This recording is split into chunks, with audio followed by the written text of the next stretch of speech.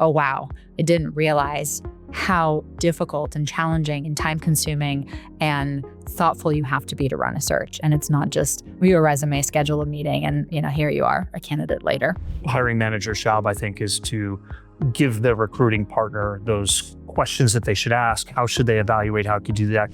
18 months ago, even a year ago, people were saying, how do we make sure that a candidate didn't use AI? And now people are saying, well, actually, we do want them to use AI because we want them to be AI fluent. And I think what we've kind of chosen is we've built the AI score, but we still have a human score. AI should not be making the hiring decision for you. But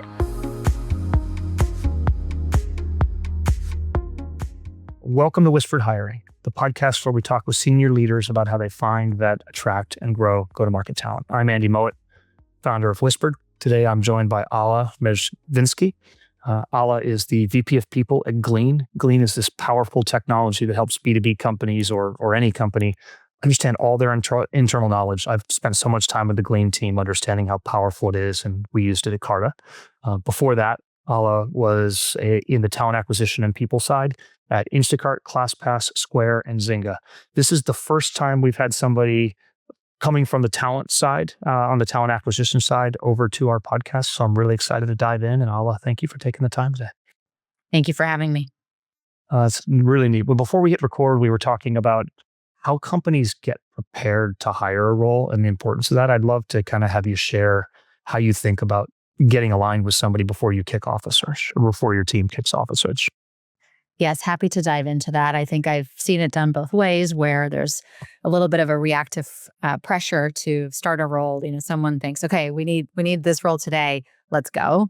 And what I've often found is if you don't actually stop and create a plan and really think through what you're answering with this role, what problems are going to be solved with this particular role, where they're going to fit in the organization, what the organization is actually going to look like long term, what ends up happening is you're either not engaging the right candidates.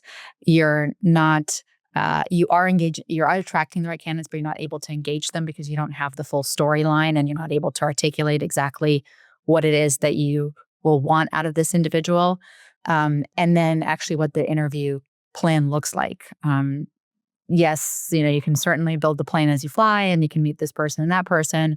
But what I found most effective and streamline and obviously provides the best candidate experience is if you actually think about who are the proper individuals to meet with the individual, to assess their fit, and also how do you make it a fun and engaging experience rather than just another conversation. So streamlining that I think is really helpful both for the company that's doing the hiring and for candidate experience. I couldn't agree more. I was talking with a talent partner at a VC firm this last week, and we were talking about how I'm just observing so many companies calibrate on the fly or calibrate. It's like literally they will chat GPT 3 job postings. They will put out, they're probably more at the mid to junior levels, but they'll chat GPT 3 or 4. I talked to a company the other day that had literally was interviewing VP and manager level people and trying to calibrate around what they needed. And it's painful for the candidate.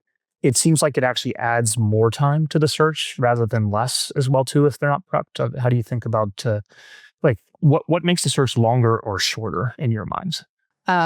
Certainly not having that alignment, right? I've seen perfectly great candidates go through the process, but the interview panel is not quite sure what they're looking for. And so no one's making the right decision. And so it's taking longer because no one's really certain around, is this the right candidate? Because they haven't really aligned on what this right candidate should even look like.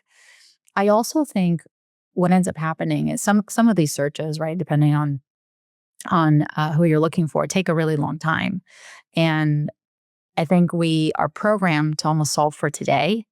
And what ends up happening is, like, let's say a search takes 3 to 4 months, especially if you're in a hyper growth company, the role that you originally thought of has probably changed in those 3 to 4 months. And so it also is really beneficial for you not to think about just what you need today, but will this role and what type of support do you need 6 months, 12 months, 18 months, 24 months out as well, which is a different candidate in a lot of cases than kind of what the original scope might look like today. So all these different things, like there's a lot of evolution that can happen that will kind of delay the search and the success of the search. I love that. If I'm a hiring, like a C-level person, I just received my 4 headcount from finance/talent and they're signed off. What's the best way to engage with a great talent team so that I can leverage well? I think everyone's always saying we got to get the roll up. How do we get sourcing turned on as fast as possible? Like, how can people become prepared to leverage great talent teams? Yeah, I mean, I think that thought process, right? What exactly you're looking for and being able to truly articulate the type of experience you're looking for, the right candidate, maybe coming to recruiting with a couple of profiles as examples is always really helpful. I do have to say, I think there's been a shift though in probably the last, I don't know, year, maybe 18 months, depending on how quickly organizations are adopting AI. I think it used to be fully kind of on the hiring manager to come to the intake meeting with recruiting with all of that already figured out. I've seen there be quite a shift where actually recruiting is being very proactive. They're getting some information about what the role looks like, and then they're able to use AI to actually propose the plan to the hiring manager. And now the hiring manager is not sitting there with a blank canvas and trying to figure out a new job description and a new interview panel. Their recruiters are able to say, okay, here's the research I've done, or here's what AI has come up with based on the 5 attributes that you've given me or the title that you've given me. And we're not saying we're moving forward with that, but it's much easier to then iterate on that than for someone to sit down and have to start fresh. So I think that's shifted a lot where it's some minor information is coming from the hiring manager and then validated and approved, and we go in more in depth. But now recruiting has become kind of the support for that as well. I think you're absolutely right.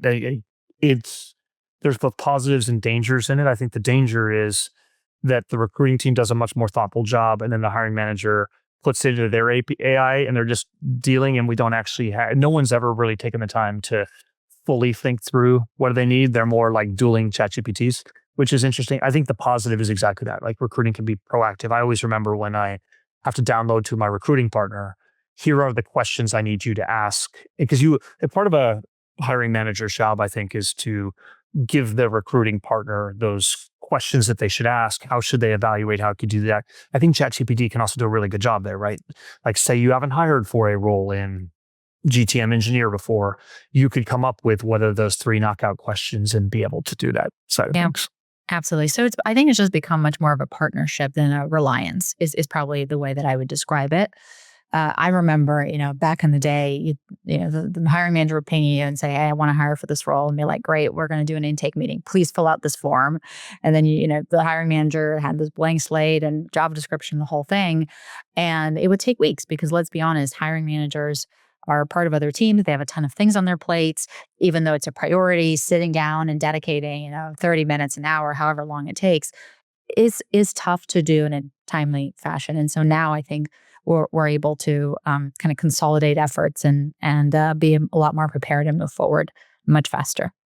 That's really neat. I hadn't thought about that use of AI in the recruiting funnel, but it makes sense. If I'm a hiring manager, how do I get to the front of the queue, right? Like, I remember it's always, there would be the great, everyone's racing at the same time with their approved recs.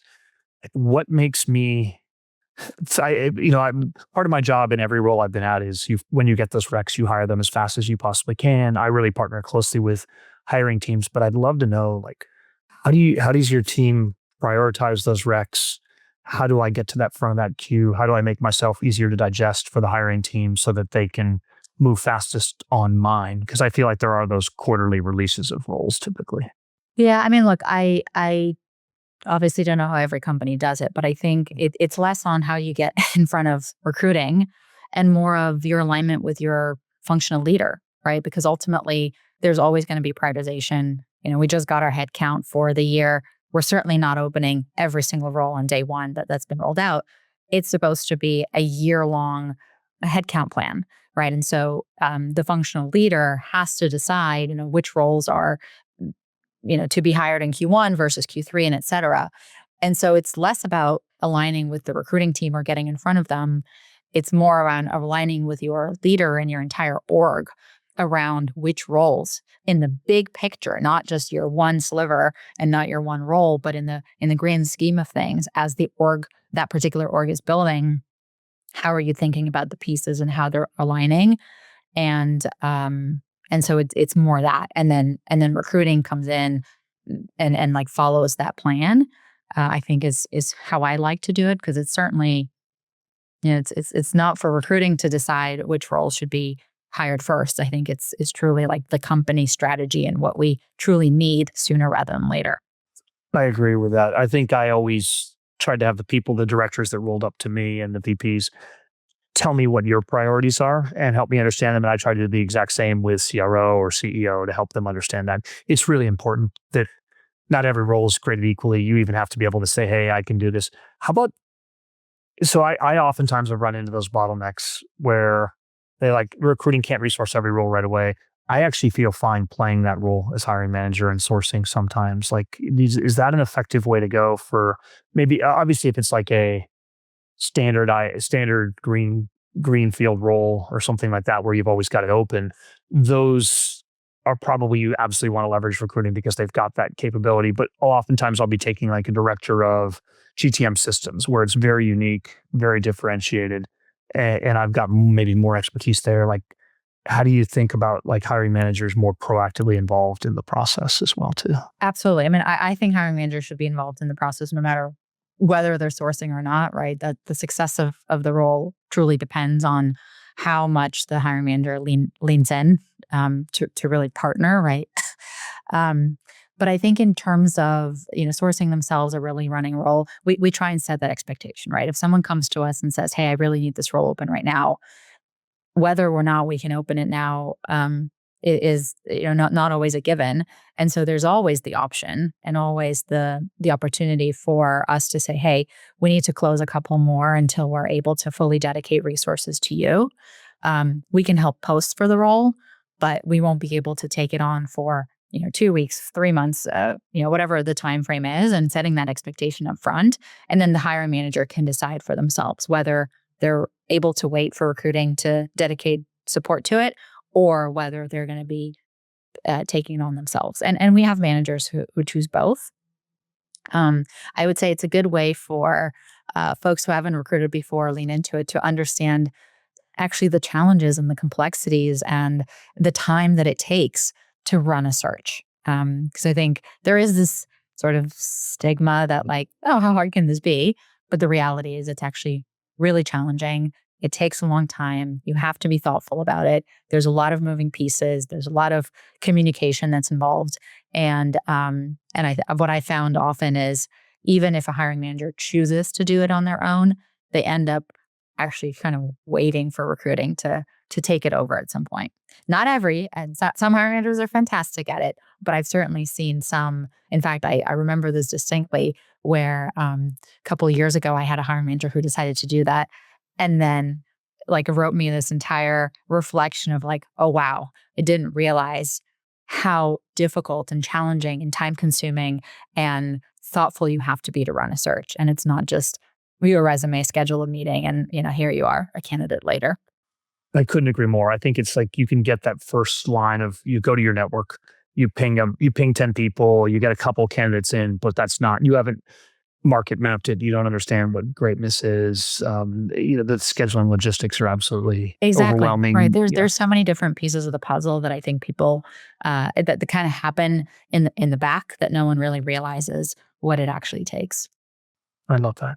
So, Whisper focuses on senior roles. I know you guys maybe hire less external recruiters. I'd be curious how you look at internal versus external. And then say you have a unique executive role where you don't have that expertise in-house or you're hiring for something new. Like, how do you look at, working with recruiters versus external versus internal?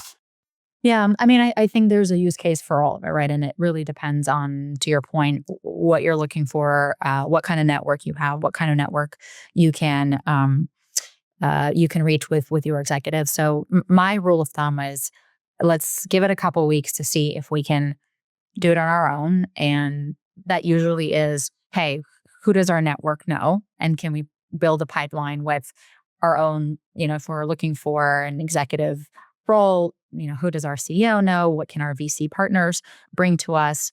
And after that sort of dries up, if that doesn't bring us and yield the right hire, then you sort of have to resort to a different strategy. And that's when we usually think about an external search.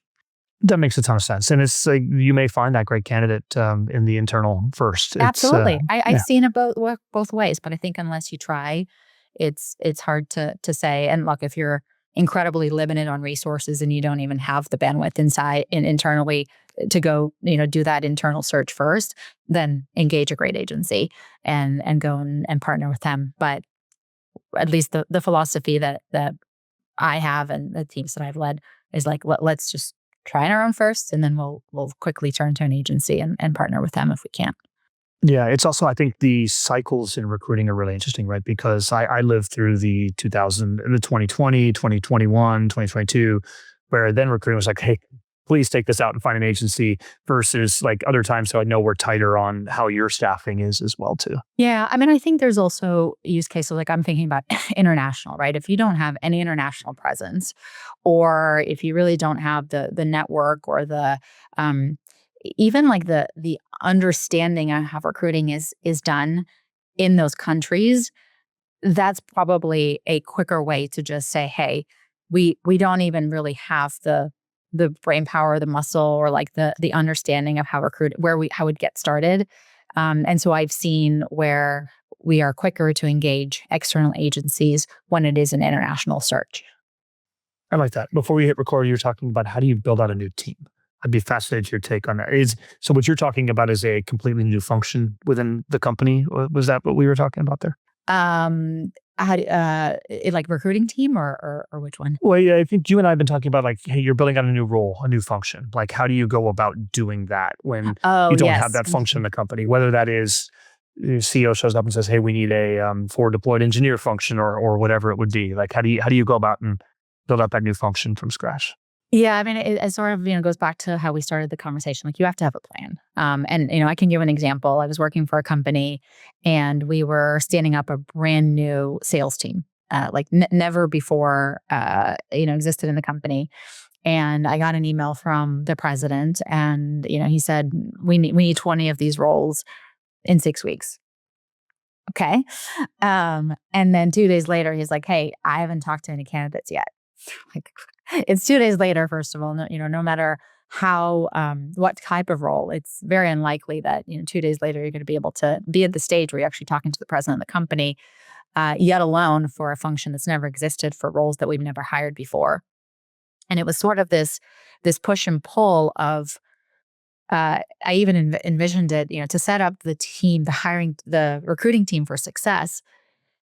They can't just start talking with candidates without having the proper information of what it is that they're even talking about. What is the talk track? What is the role? What is the kind of like value proposition? What are they going to be doing? What function they're going to be reporting into?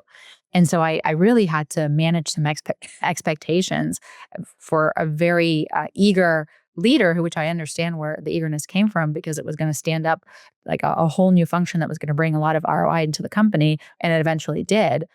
But also knowing and having the expertise in recruiting to say, I promise you that if we take the next 2 weeks to set the groundwork, the engine's going to rev up much faster than if we're trying to build the plan as we're flying it. And what's going to happen is you're not really going to find the right candidates because you're not even sure what you're looking for. And even when you find the candidates, you're not going to be able to engage them because you're not going to have answers to their questions. And so in this particular case that I described, I pushed back and I said, okay, just give me 2 weeks. And I partnered with our HR team to build what is the org structure going to look like. I worked with our comp team to be able to speak to at least some, like maybe it's not set in stone, but some directional comp expectations when we talk to candidates. And by the way, these are going to be sales roles, so you need to understand OTE and attainment and all of that. I worked with the leader who was sort of not this president, but another leader that was going to be part of the interview loops to try and understand like what is it that we're even going to be discussing with these candidates. And sure enough, like once we had those pieces of the puzzle, we were able to spin it up very quickly because every time that we got on the phone, we were able to answer questions. We were able to articulate what this team is going to do, what this role is going to look like, who they're going to report into, what the vision of the structure is going to be like, versus the first couple of calls I remember doing. And it was like, oh, we'll get back to you. Oh, great question. And it just wasn't engaging the right candidates in the first place. So that goes to my first point, which is like, you got to build a plan. You got to build a plan. It doesn't have to be perfect. It doesn't have to be, not all the, T's crossed and I's dotted, but like there's got to be something on paper with a great understanding and alignment from the teams and the hiring recruiters that are going to be working on it.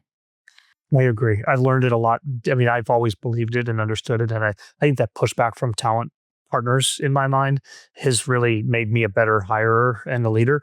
But over the last year, as we've gotten deep into it with Whispered, I've really learned to appreciate it. I just watch companies cycle through candidates that are actually perfect fits for them when they You're haven't spinning thought, wheels. Yeah, you're just spinning wheels. Yeah. You're spinning your wheels, you're spinning the candidate wheels, you're spinning everybody's wheels. Yeah. I do remember I was talking to an agency years ago, maybe 10 years ago, and they said something that I thought was just brilliant. And I remember it so distinctly, even, years later. It was an agency that we were engaging for an executive role. And I think it was the CEO had asked this agency and said, how long do you think it's going to take to fill this role? And the agency recruiter sort of smirked and he said, I can guarantee you that I'm going to present the right candidate to you within the first couple of weeks. What I can't guarantee is how long it's going to take you to realize is the right candidate. And it was just like, perfect. That was perfect. So I think that's something I think about often. And that's why I always encourage leaders to really think through, like, what is it that they're looking for? So they're able to spot those signals early. Yeah. You don't know it. I talked to a company the other day and they're just all over the map. And so it's fun to see. One question I'm dying to ask, because you're in AI and talent leader that's been grown up through this whole, had multiple amazing companies. How is AI screening on resumes working for you internally? I know the tech, I know how it works. I think just given the fact that a attractive company like a Glean, you're going to, for a meaty role, you're going to get 2,000 applications. Like, how do you sift through all those? And what's the advice for folks? And generally my questions probably geared more like director and up versus like the junior level ones, but I'd be fascinated to hear how you think about it. Yeah. I mean, I think we're still in discovery mode around that. And I say this because there is hesitation. There's legal implications that we have to think about, right? Like AI should not be making the hiring decision for you. But how do you use AI to help you get to a set of candidates that you can decide on? And so we've played around with a bunch of different ideas and tools, and we ultimately still look at candidates and we are the ones that are either moving them forward or rejecting them. But we are using AI, filters and analysis to try and like figure out like what are the right profiles that actually match the roles that we're hiring for versus not.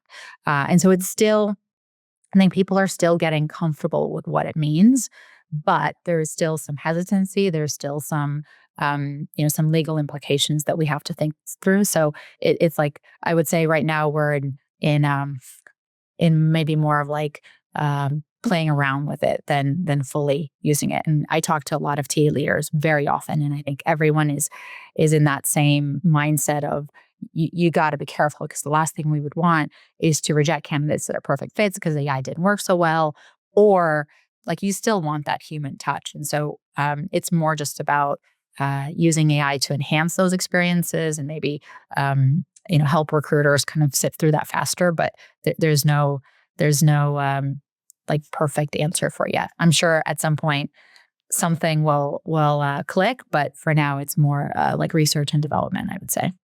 I love that. It was we're approaching in like 1,000 people. They don't apply to us because we more help them, but 1,000 people sharing their profiles and talking to our AI every month.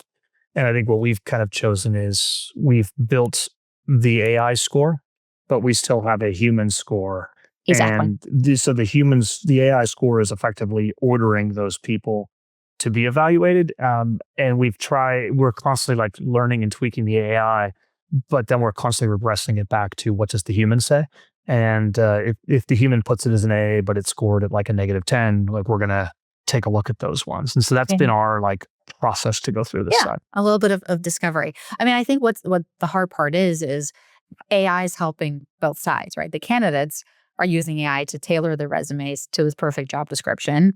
And then now companies are trying to figure out, how much of it is like what exactly does it say on the resume and how much of it is AI being tailored towards it. So everyone, I think, is playing around with it and trying to find the right balance of where do we use it? How often do we use it?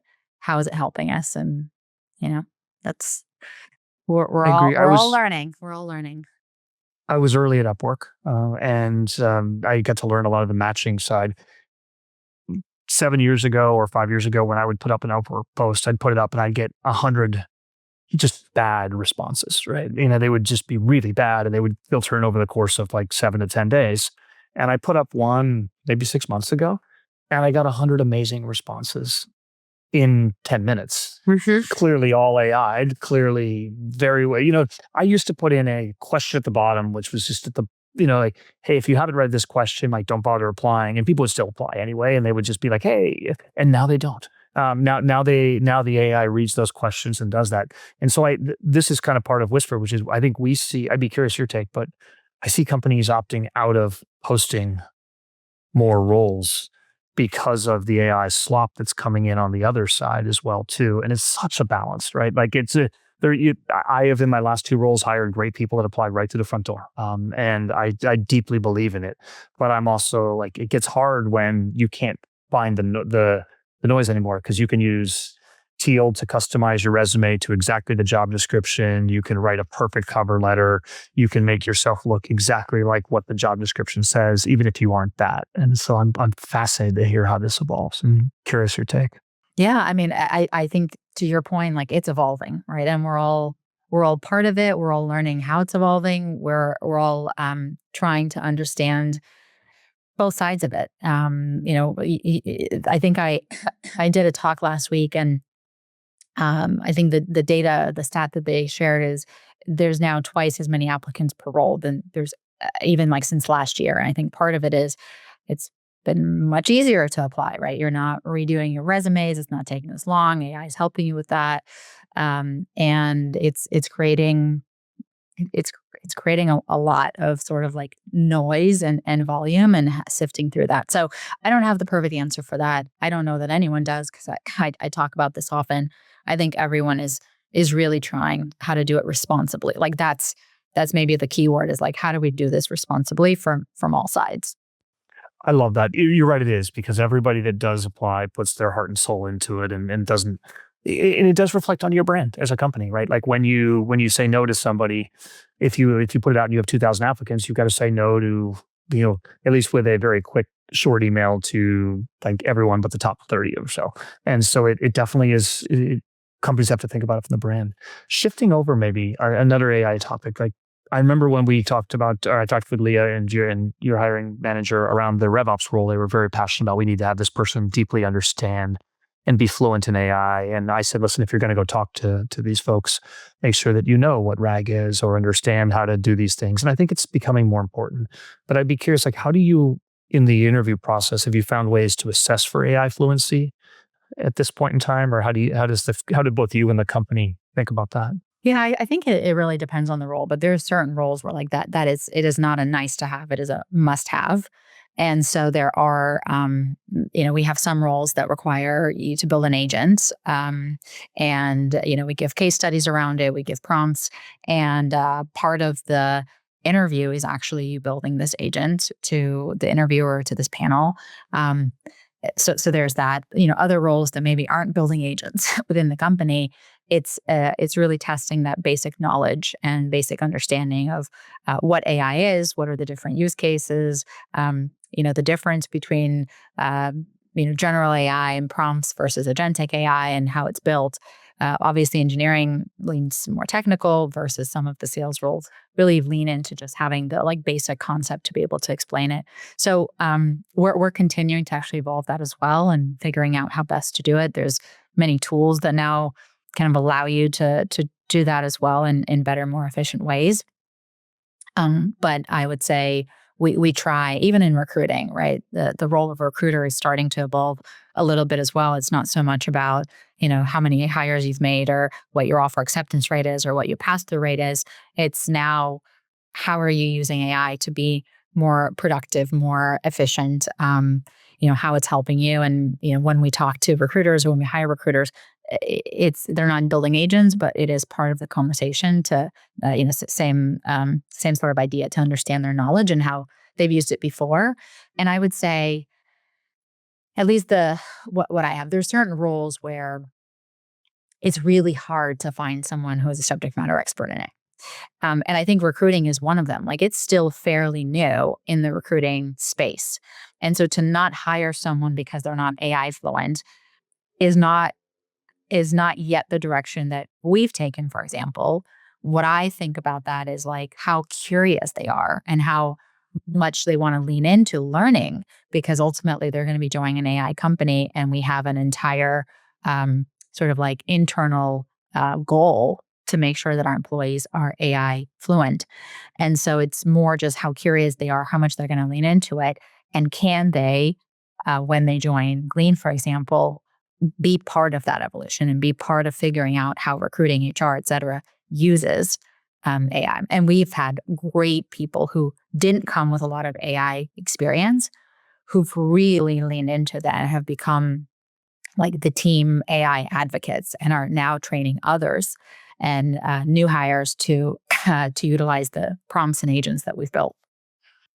I like that. We had a Whispered member who's like in their late 40s now, and he said, "Hey, when I was in my 30s, I used, I realized." He's like, "I realized it wasn't an ageism thing; it was a mental flexibility and a mental curiosity thing. It's like you can be that, you can have that curiosity or you cannot. I think it's become, you could in the old days be a leader of people and not get into the weeds, and I feel like that totally has changed now, where everybody needs to get the intellectual curiosity." And the ability to like click down to multiple levels is almost a non-negotiable Yeah, anymore. exactly. Exactly. Um, case studies, take home case studies dying because of AI, right? Because companies can, I talked to a CEO the other day, they AI'd it and then they gave it to the candidate, and then the candidate AI'd it, and then they come on in and present it. And Yeah, you're like, yeah. So I'm hearing more and more companies are saying, listen, like, don't do a case study. Don't do a take home. We're going to have you come in and do a whiteboard. Yep, exactly. Whiteboard or just like real time. We just tell them, hey, we're going to build an agent and we're going to play around with it and do it together. So I think it's more of those real time assessments that are becoming more popular. I think so. And people need to be able to think on their feet versus use AI as a crutch. Yeah. Although there's now, tools that say that they can detect when someone used AI to do their thing. The funny sort of irony is, I would say 18 months ago, even a year ago, people were saying, how do we make sure that a candidate didn't use AI? And now people are saying, well, actually, we do want them to use AI because we want them to be AI fluent. But is this balance between, do they not know the sort of, do they not have the expertise, and so they're having AI do the work for them that they otherwise wouldn't be able to do well? Or is this individual, they can do it well, they have knowledge, they have the skill set, they have the experience, and now they're like enhancing that with AI? And so it's this weird fine balance that everyone's trying to find right now. But there are certain tools, like I was just talking to the product team at Code Signal, and they're really working to try and figure out, better ways. And they already have a lot of AI, like cheating, or, ways to detect it. But also they have assessments that are helping with AI assessments too. So interesting dilemma. I feel like it's a really good one. I think, on my view, I remember talking at a dinner to a VC who's insistent that he could figure out if an email was written with AI. I'm like, no, like, I think you might think you could, but it's hard. Yeah. I want you to use AI, but what I really, really want, which maybe goes to your point on the in-person and the whiteboard, is I want to know, did that take you 10 minutes and you're like, check out what I can do? Or are you sitting there plugging it in for 17 hours? And that's the part so I talked to this one woman that was really on one of our podcasts. She actually coded up her own AI interview on Lovable, which I love the idea, which is it's going to give you the question. And when you push go, the clock starts and you only have X amount of time. So I think for me, something that I'm watching a lot is time constrained interviews. It's kind of like SAT. I could probably get better on the SAT if I had more time to think through every one. But like being able to put a time constraint on it would tell me if you're a world-class AI builder or you're over here on the side asking how to build in this tool over here. And so I think I that's always the wonder part if it like goes both ways. Like it shouldn't take you less than, because then you're just cutting and pasting from the AI tool, and it shouldn't take you more than because you're probably either not using AI or overthinking it. Like it almost, I feel like it's got to be some analysis of like what is the perfect time that it should take. You just nailed one of my favorite coachings for people that I work with, which is the 5-20-minute rule.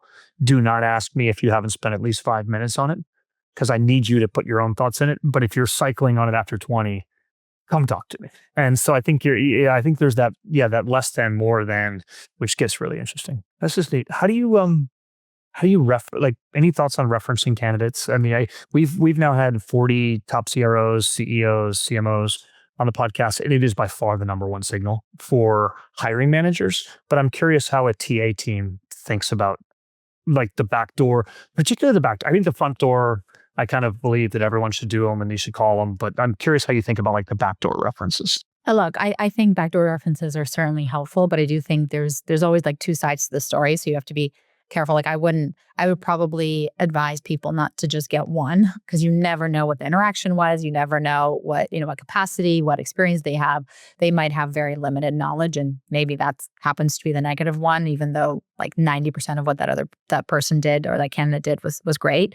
So I would advise to try and get a couple of sources if you're doing backdoor references. But actually, I have a pretty like interesting way that we do references that are provided by the candidate. And I would say that for the most part, I view them as fairly stale. Like you're certainly going to give someone that's going to speak highly of you, or at least going to be more positive. And so how do you turn those conversations to be much more like context driven? And so we actually have an agent that will or prompt that will take all of the feedback from the interview loop and come up with questions based on what that interview loop surfaced, positives, negatives, things they want to dive into, and create a set of questions that we then ask the references that the candidate provided. And so they become much more structured. They become much more focused on the things that you're still maybe unsure about. And you're having much more like context-driven conversations rather than, would you work with this person again? And, it's sort of these basic questions that have been around for a long time. And how do you turn those conversations into actually like give you more context that you need? So that's been fantastic. I love that one. That is like best practice for using the MetaView type tools to be able to do that. I think the other two that I've heard I really love is every employee's resume gets loaded into a database. And when a new applicant comes in, you can use AI to figure out, did this applicant overlap with anybody that's in our employee database? And so then you can ping the random, like, hey, here's this support rep of like, hey, did we have this VP over here? Like, what was their reputation at? And so you can kind of use like your internal employees as backdoor references, which I like that one. And then the other one I heard that I really liked was just ask people like, hey, so we all have people that talk well about us. What would those people say? And then you say, we all have the people that would like not talk well about us. Like, what would those people say? And then like, who are those people? And so you can kind of use the recordings to source the back channel people as well too, which gets interesting. Absolutely. Wow. Well, this has been amazing. Thank you for like just deep diving with us. I think the perspective of knowing what's real and what's not in AI, and how a company that I deeply respect in the world of AI, and everyone always asks me, like, what are your top 10 AI companies? And you guys have been on the list for some time. Well, thank you. I really, no. And you clearly do great work. And you've got Leah, who introduced us, who I used to work with. So thank you so much for taking the time. I learned a ton today and really enjoyed it. So nice to meet you as well, Andy. Really appreciate you having me on the podcast.